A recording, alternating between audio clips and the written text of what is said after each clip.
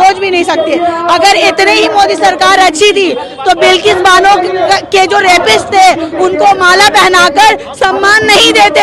उस बेटी को इंसाफ, आशिफा का जो रेप हुआ उसको इंसाफ कहाँ मिला? उसके बाद मणिपुर की जो लड़कियां ये इस तरीके से बेआबरू करके घुमाया गया, उनको इंसाफ कहाँ मिला? तो हमारे लिए क्या इंसाफ करेंगे वो? मोदी सरकार सिर्फ अंबानी अडानी की सरकार है, ये पूरे हिंदुस्तान को बर्बाद करने का काम कर रही है। और आज जो काला कानून लाया गया है इसके लिए हम लड़ रहे हैं। हम धरने के शकल में, हमें सुप्रीम कोर्ट भी जाना हुआ तो हम सुप्रीम कोर्ट भी जाएंगे। तारीख शैतान का काम मारना नहीं है, परेशान करना है। 2014 से एक सरकार आई है, देने से नहीं चलेगा। सुप्रीम कोर्ट में कई याचिका दायर हो रही है, यहां से भी याचिका दायर होना पड़ेगा, बंगाल से भी और कई स्टेट से भी। तब जाऊंगा। आहिस्ते आहिस्ते हमारे बहुत सारे गेस्ट आ रहे हैं, जिसमें हमारे बहुत ही सदन में भी बोलता है, असेंबली में भी बोलता है, रास्ते में भी बोलता है, उनका साथ ना दे। खुली बात है, चाहे वो कोई भी सरकार हो, कोई सरकार अगर वो बातिल कर देंगे तब वो सरकार सही है, वरना आप लोग प्रोटेस्ट बंद कर दें।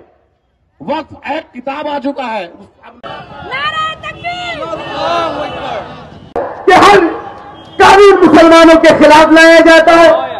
एक बात याद रखिएगा दोस्तों, शैतान लोगों को दिन का तालीम बहुत ही जरूरत है। भले दुनिया की तालीम हो या ना हो, मगर दिन की तालीम होनी चाहिए, क्योंकि अगर दिन की तालीम मदरसा में नहीं मिलेगा तो हमारे बच्चे कहाँ जाएंगे। तो इसीलिए हम चाहेंगे कि ये जो काला कानून जो आया है, ये इस काला कानून को वापस किया जाए, इस बिल को रिजेक्ट किया जाए, ताकि आप भी आराम से देखिए। आपको अगर नहीं समझ में आ रहा है, आप अंबानी को हर जगह मैंने खरीदने का मौका दे, आपको इसमें क्या फायदा है? मैं तो मोदी से यह कहूंगी कि आपको इसमें क्या फायदा? आप खुद सोचिए, आपका तो तन तना रब्बन, आपका तो कोई नहीं है। मगर समझ चुके हैं, जब से बाबरी मस्जिद हुआ है, बाबरी मस्जिद, उसके बाद फिर एनआरसी, उसके बाद फिर ट्रिपल तलाक, अब हुआ है आपका जाकर के वक्फ अमेंडमेंट बिल, अब वो एक्ट हो गया है। तो ये वो कुछ करके देख रहे हैं कि कितना हद तक हमें तोड़ सकते हैं वो।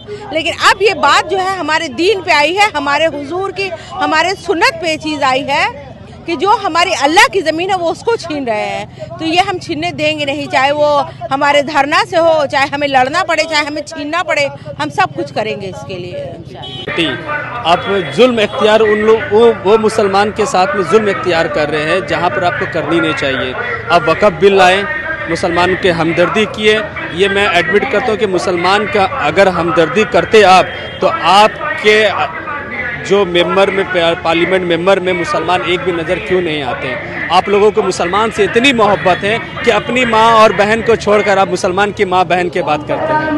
तो बिल वापस कैसे नहीं होगा, यही तो हम लोगों को दिखाना है। और बिल एक दिन इंशाअल्लाह वापस करके दिखाएंगे। आज हम लोग छोटी सी तादाद में हैं, इंशाअल्लाह कल 50 करोड़ तादाद में हम लोग दिल्ली में धरने में बैठेंगे इंशाअल्लाह। अच्छा, ये जो बिल है, बताया जा रहा है कि संविधान के दायरे में रहते हुए भ्रष्टाचार के खिलाफ इस बिल को बनाया गया है। आप मुझे बताइए कि जो बिल पास किया गया है वो क्या भ्रष्टाचार के खिलाफ में पास किया गया है? उसमें से एक भी आप हमको अंदर का एक भी पैरल दिखाइए जहां पर यह लिखा हुआ है कि मुसलमान का जो वक्फ की प्रॉपर्टी है मुसलमान के पास में रहेगा, उसमें कोई भी गैर मुस्लिम इंटर नहीं करेगा। या ये कह दीजिए आप कि जो बिल पास किया गया है, जिसको अडानी और अंबानी का घर को बनाने के लिए और घर को बचाने के लिए वो ये वक़्फ़ को लागू किया गया है, किस विषय में ये वक़्फ़ को बिल लाने की कारण पड़ी है? बिल हिंदुस्तान का जो मेन मुद्दा है उसको ख़त्म करके राजनीति मुद्दों को भटकाकर हिंदू मुस्लिम दंगा फसाद लड़ाकर, आप देख लीजिए जिस टाइम वक़्फ़ बिल पास हो रहा था रात के तकरीबन 1:30 से 2 के बीच में, वहाँ पर ड्रम जो है 20% सिख ट्रैफ लगा दिया गया। तो मुसलमान जानते उनके हकूक़ क्या है। और आज जो वक्फ बिल को पास किया गया है, मोदी सरकार ने जो पास किया गया है, आज पूरे हिंदुस्तान में 70% मुसलमान सड़क पे हैं। वो लड़े, आंदोलन की शक्ल में हो, प्रोटेस्ट की शक्ल में हो या धरना की शक्ल में हो। तो मैं उन मुसलमान भाइयों से भी कहना चाहूंगी जो अभी तक सोए हुए हैं या उनको लगता है कि बंगाल हिंदुस्तान से बाहर है, तो ये खुशफहमी में ना रहे, क्योंकि बंगाल भी हिंदुस्तान का हिस्सा है। और अगर ये काला कानून लागू हो गया तो हमारे मस्जिदों में, कब्रिस्तानों में, ईदगाह में सब जगह ताला मार दिया जाएगा, फिर रोने के सिवा हमारे पास कुछ नहीं रहेगा। तो आज भी वक्त है हमें जागने की, हमें लड़ने की, हमारी हक की लड़ाई हम लड़ रहे हैं। और यहाँ पे आप देखते ही होंगे जितने भी लोग हैं ये अपनी हक की लड़ाई लड़ने के लिए यहाँ शामिल है। वक्फ बिल को जिस तरीके से पास किया गया है उसको वापस लेना होगा मोदी सरकार को। ये मुसलमानों का राइट है, किसी के बाप की जागीर नहीं है, नहीं हो सकते। और मुसलमान के हकूक की जो बात करते हैं 1% भी कभी सोच भी नहीं सकते। अगर इतने ही मोदी सरकार अच्छी थी तो बिल्किस बानो के जो रेपिस्ट थे उनको माला पहनाकर सम्मान नहीं देते। उस बेटी को इंसाफ, आशिफा का जो रेप हुआ उसको इंसाफ कहाँ मिला?